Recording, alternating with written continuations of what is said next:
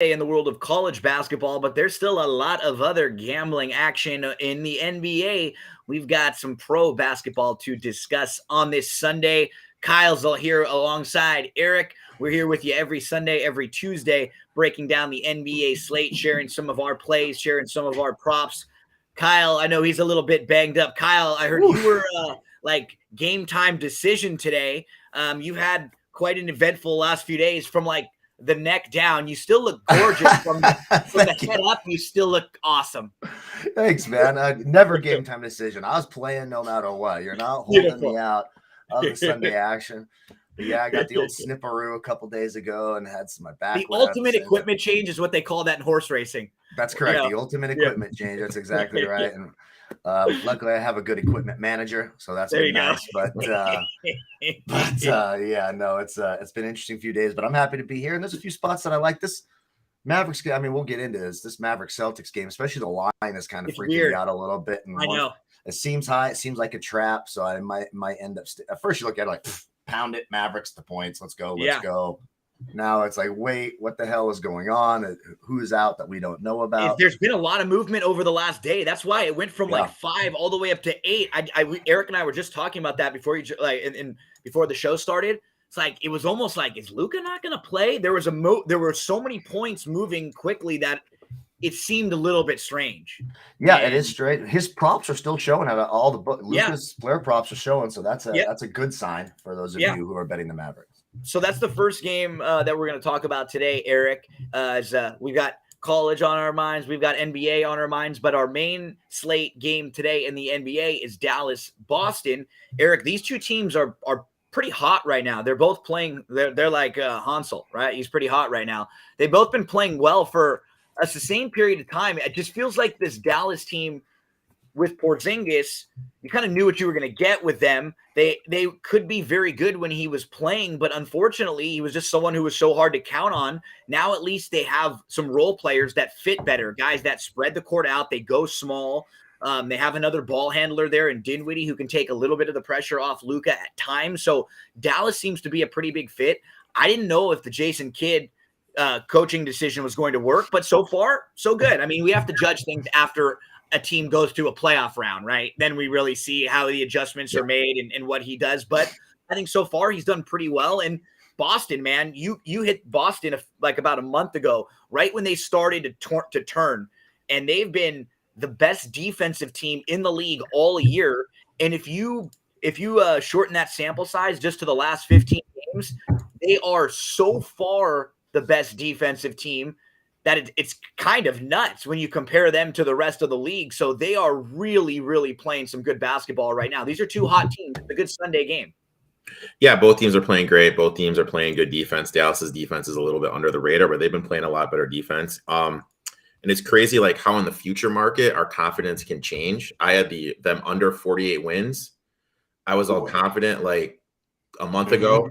Now it's like, dude, that's a loss. Yeah. So crazy world in the NBA, man. But in terms of today, we were talking about player props. On my books, Luka and Powell are the only two Mavericks players that are listed. So it has me a little worried that they are going to sit some players out. So I didn't go with a side. I do have 2 player prop totals that I've locked in for this game. The first one is I took Marcus Smart over 1.5 threes. He's gone over this total 2 out of 3 games, 4 out of the last 5 games. The ball is moving a lot better for the Celtics. It's not sticking. Tatum and Brown are doing a lot better at passing. Ever since they got White, the ball movement has just started moving a lot better.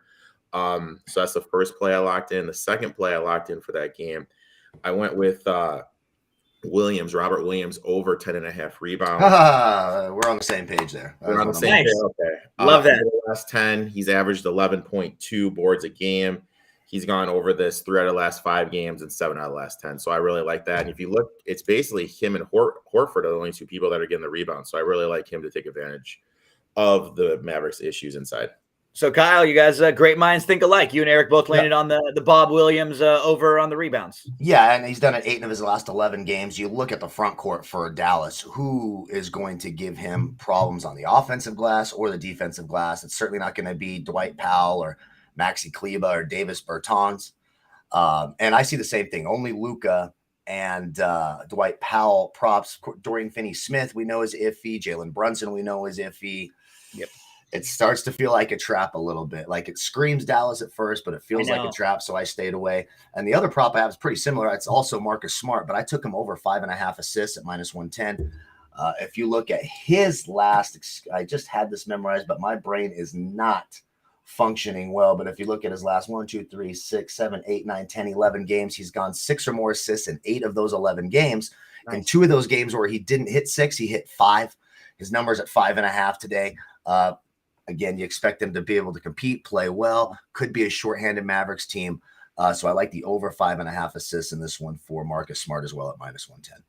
Okay, so this one's scary, and I'm gonna just have a blast watching this and rooting for this. And like we said, we don't even know. It's sort of trepidatious right now of who the Mavericks might actually have on their squad, but I'm going to go Luka under the total points, which, could be nuts. But it's mainly a Boston and their defensive, what we've been talking about with Boston, and this is something where if I find out game time decision that Dinwiddie is going to be out or something like that, then I definitely would make a little bit of an adjustment here. But if Boston does have Dinwiddie playing and they do have multiple options of ball handlers, I think they will try to do a really good job of throwing Brown, some Tatum, some Smart. Like they've got a lot of different players they can throw at Luka to make it difficult for him. Plus you have someone like Williams when you get down low. So I just think they're going to really try hard to make it hard on Luka here. Yeah. His total was 30.5. Yeah. So he's got to get to 31. So Luka could score 28, 29, have a really nice game, and we still win this thing. So I'm going under. It's scary, and I could be – the thing with Luka is, like, he could get 25 in the first quarter, and you know that you're just in some serious trouble. So we'll keep an eye on this one as it gets closer, and if I find out there are no Dinwiddie or some of the other key players that aren't playing, then we may adjust. But for now, I'm going to do it. I don't think it's a bad call. Look at the perimeter defense for Boston. You mentioned it. They're the best defensive team in the NBA. Jaylen Brown or Marcus Smart are both very, very good defenders. So it's not going to be easy sledding for him. And then you got to remember, it's not as if Horford and Williams are going to be contending with all-stars in the interior for the Mavericks here. So there's a lot of opportunities here for shot blocking, congesting the lane, and stuff, turning him into a jump shooter. And if he's not, draining 5 or 6 threes, you have a really good shot at getting the under. Beho, for your little gelding comment, let me just address this. I do have footage. I'm trying to figure out, keep saying the file size is too big, but I took some recordings in the room before with the sheet over me as I'm going in. So I did my best to sort of chronicle the morning a little right before I trimmed. We did a little thing in the mirror there. Right. So once I figure out, get with me later, Brian. I've been trying to figure out how to send these videos to you, and we can show them on the backdoor cover tonight. There we go. That's a little bit of a tease. That's what we call in the business for the backdoor cover later on tonight. So, this is our marquee game today. It's the ABC game.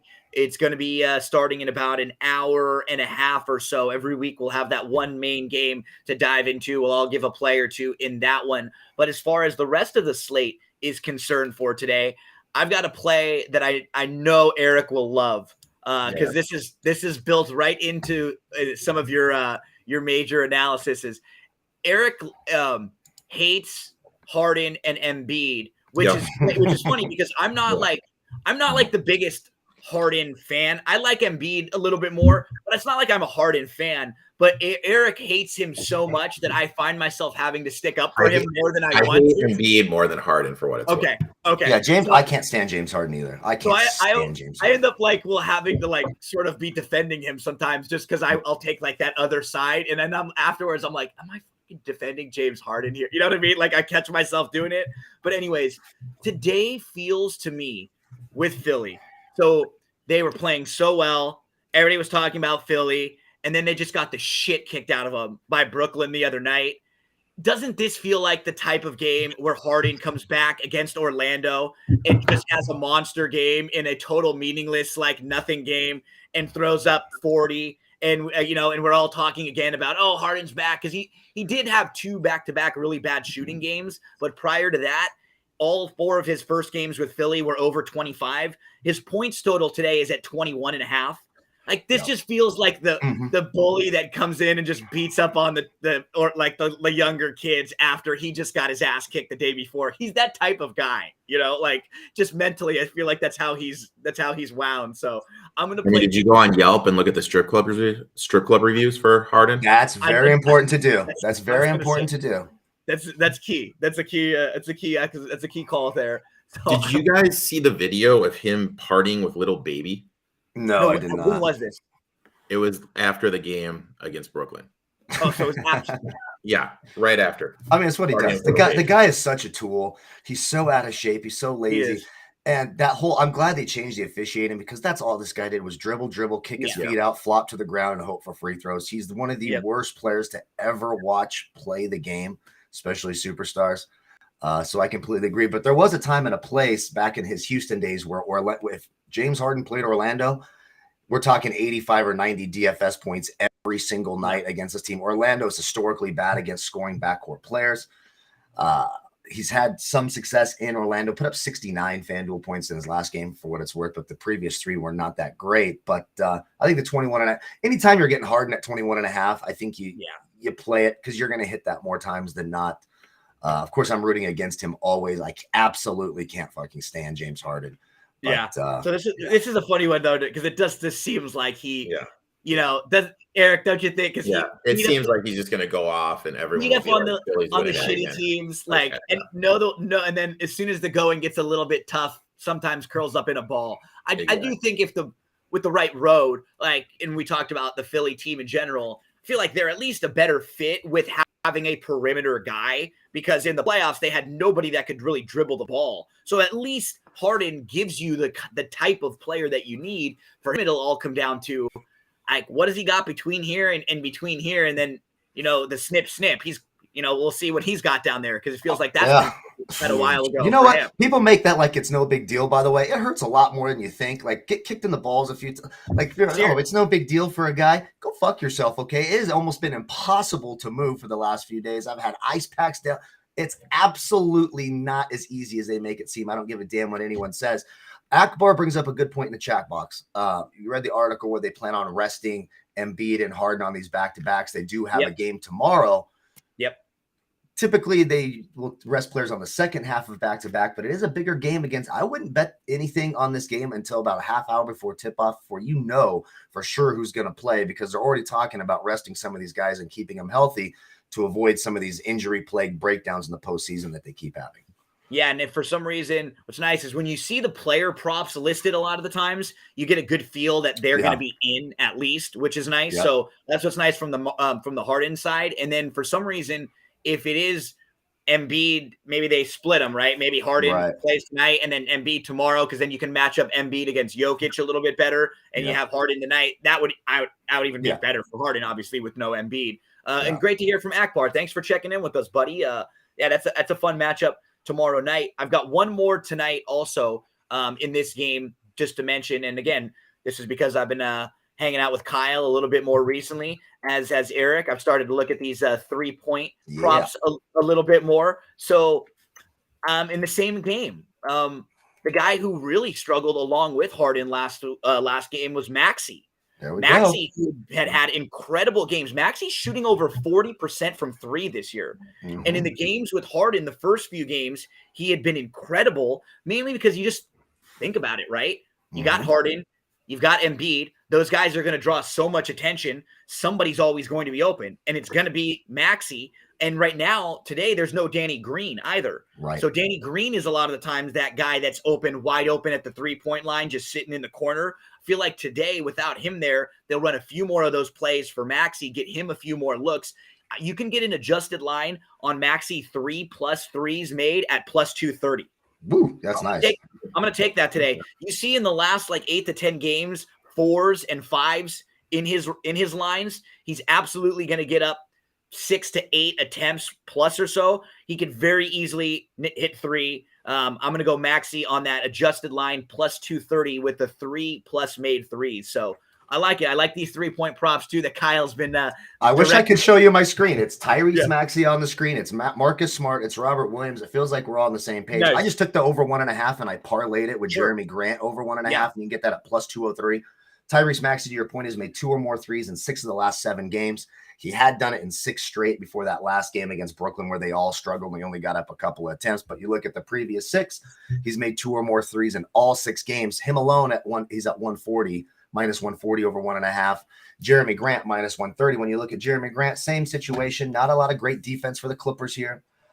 When you look at his last several games, 1, 2, 3, 4, 5, 6, 7, 8, 9, 10, he has 2 or more threes in 7 of those 10 games. He's at 130. You parlay him with Maxey, little 3-point prop parlay plus 203. I like it both. Like them both, Maxey and Grant over 1.5 threes. Like it. Let's light it up tonight for Maxey in the Philly game. Erik, where else do you want to head for a play or a prop? Well, first of all, I'm always about improving as a capper, and I kind of feel like Kyle's turned into my Mr. Miyagi because I'm really diving into player prop. There you go, right? Yeah. So, like, you know, I appreciate that from you, sir. Bro. I need the kind words right now. I'm hurting. I'm a sad, pathetic unit. Fill the spirits up. My dignity and pride are gone. They're gone. I got 2 props, and your legacy will live on through Erik. Just know that. There you go. You know, even though you don't have the bullets left to fire in the chamber anymore, Erik will still carry your name on. That's it. Thank God. I got 2 props, and I'm going to the Detroit and Los Angeles game. Prop number 1, I'm going with my boy. You know, call me a homer if you want to. Cade Cunningham, over 20.5 points. Over his last 5 games, he's averaged 24. Gone over that total 4 to 5 times. Over the last 10, he's averaging 22, gone over it 6 out of the last 10. And my boy Bay, he's due for a little positive shooting regression. Last couple of games, he struggled from 3. Mm-hmm. His prop is all the way down to over 2.5, and I believe plus 115. I'm looking at. I was real close to pulling the trigger on that. Like, it's really weird because that was the other one pulled. I was like, oh, Sadiq Bey, I think he's gonna get it there. I almost went on his points prop as well. I mean, you look at him, he averages about 7 attempts a game. I mean, there's a couple of games where he gets double-digit attempts. And I mean, just with shooting regression, you know, he struggled the last couple of games. He's going to pop because he is a good shooter. So, yeah, I got him at over 2.5 at plus 124 on made threes. Love it. I've got one more play today. Kyle, do you have anything else? You've mentioned a bunch. That's it. You mentioned a bunch as we were talking. My other play today is going to be in the Pelicans Houston game. I mean, the Pelicans today are without Ingram, McCollum. We know Nance and Zion have been out. So I'm going to Devontae Graham adjusted point totals because he's honestly one of the only guys that can dribble the ball around there. Mm-hmm. Like they run. I was looking at assist numbers, but his assist number is a little bit high. It's 6.5. And the issue is they do run some offense through Valanciunas and even Herbert Jones. They run some things through them offense. So as far as the passing numbers, I thought that was high. But Devontae Graham to score 20 plus 164. Love it. So I think he's a guy that's just his usage rate is going to be insane in this game. Mm-hmm. Houston is miserable defensively. New Orleans is terrible defensively also. And they just are depleted out there right now. So I'm going Devontae Graham to score 20 plus 164 on that adjusted line. So I bumped that one up a little bit to get the plus money there. And Kyle, I gotta mention this because I'm sure you probably saw a little bit, but when we think about the Pelicans, I think about our baby Lakers. Did you see the day that our baby Lakers had last night? Yes. So all on the same night, starting kind of from the bottom up. Caruso returned for the Bulls. He had been out for a while. He played 29 minutes in a game, and it was a typical Caruso thing. When he came in, he flipped the game, immediately. The whole energy of the game. He had 11 points, 4 assists, 4 steals, a block, and a rebound. It's like a Caruso line right there. Perfect. Never flashy, just doing everything you need. And Erik and I were talking the other day about how their defense has been really bad over the last month and a half without Lonzo and Caruso. They needed him. You got Kuzma, who had 22 points, 3 assists, 3 rebounds, a block. He was 4 of 8 from 3. God, we'd love Kuzma hitting 4 threes out in the corner right now. KCP was at 26 points, 5 assists, 4 rebounds. He was 5 of 10 for 3. In that same game with Kuzma, they played against Josh Hart, who had 44 points, 8 rebounds, 6 assists, 4 steals. He was 6 of 9 for 3.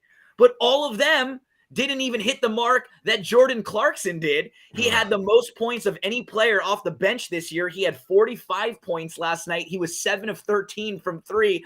I was like, oh my gosh, our baby Lakers. It just shows you maybe a little bit of patience instead of throwing the entire kitchen sink for a guy who's softer than Sharman and Anthony Davis isn't the smartest idea. I mean, yeah, okay, we get a bubble championship. Now, look, I love the Lakers, but that bubble championship doesn't mean a lot to me. It just didn't feel like a championship to me. Is kind of phony, and that's just how I feel about it. I know some people don't feel that way, and that's fine. I totally get it. It's just, for me, it just wasn't real. There wasn't the kind of adversity. It's a different kind of adversity, but it just wasn't the same for me. When you look at that, the one thing I take out of that is I think people don't realize how good the Lakers scouting department in South Bay has been. And that's Joey Buss. And that's a guy who needs more of a say on this Lakers team. If you just turn it over to him and you go through those players. Now, we don't know if that group, and then obviously you have Ingram, you have Lonzo, you have Randall who left. We don't know if the groupings of those players would have ever won a title. Sure. But what I do see with that is, gosh, I don't know if I love always trading away all of our picks, because look at some of these guys that hit, and they weren't top picks. We're talking about Clarkson, Hart, Kuzma, and Caruso. Those guys weren't lottery picks. No. They do really well with what they at the late to the first round, early second round. I'd love to give the guys that hit on them a few more opportunities, wouldn't you? Yeah, and just be a little bit patient. I mean, God, think about I know, and you're absolutely right. This is totally, we're grasping at straws and assuming they would all work together. But wouldn't LeBron look a whole lot better with Kuzma and KCP at the 3-point line? Jordan Clarkson coming off the bench and scoring. You mentioned Alex Caruso, which was just a bad loss for our team. I mean, he'd be starting over Westbrook right now. Let's 100%. plain and simple. And at this point, it was funny. The Westbrook stuff would be like, Westbrook would probably be decent off the bench. You know what I mean? Like where he could just kind of come in and light it up a little bit more, and you'd have Caruso there. It would just fit more. Yeah. But it was amazing to see all of that on the same night. I was like, that meme with Wolverine, he's got the picture frame. He's like looking out and he's touching. Yeah. That's where I was last night with all of our boys. Erik, my favorite meme of the weekend, Deshaun Watson in a Steelers uniform saying he no longer meets our community standards. Kind of a dig at Ben Roethlisberger because they didn't criminally charge him. I thought that was absolutely hilarious. There you go, Steelers fans. Hey, I took the Steelers 80-1, because I thought that they had a shot to get a quarterback. So if he goes there, I have no shame. There you go. They usually have no shame either. So that's I know. It felt like it would be a perfect fit for him or an Aaron Rodgers type or one of them. So anyways, Kyle, we hope you feel better today, buddy. Thanks, we'll see you later tonight on the Backdoor Cover. Yep. Erik, great job again, always. I know you may be with us later on. You're busy, so we'll figure out. We'll check in. We're going to have a Selection Sunday reaction show at 7:00 p.m. Eastern time. That thing's just going to go about 30 minutes. We're going to take a look at what the brackets look like, some instant thoughts with some of our crew, and then we'll be back later in the week where we do our full bracket breakdown. That'll be out by the middle of Tuesday. We'll go through everything. We'll spend an hour plus looking at all the different parts of the bracket and help everyone out that needs a little bit. So you'll have plenty of time to look at that and fill out your brackets later on in the week. Good luck, Kyle. Good luck, Erik. Good luck, gentlemen. Good luck, everyone out there today in all of your wagers. Thanks so much for hanging out with us, and flip those notifications on for BTV Bets. We will be back in just a few hours at 7:00 Eastern time. I do want to remind you before we get out of here about oldsmokeclothing.com and the new BTV collection there. Check out the new BTV collection with Old Smoke Clothing. And heck, if you purchase there, you can actually get I used to do some work with Old Smoke Clothing, and my old promo code Gino still works for free shipping. So you can get free shipping when you type in free shipping with the promo code Gino. So works well for everything. Have a great rest of your Sunday, folks.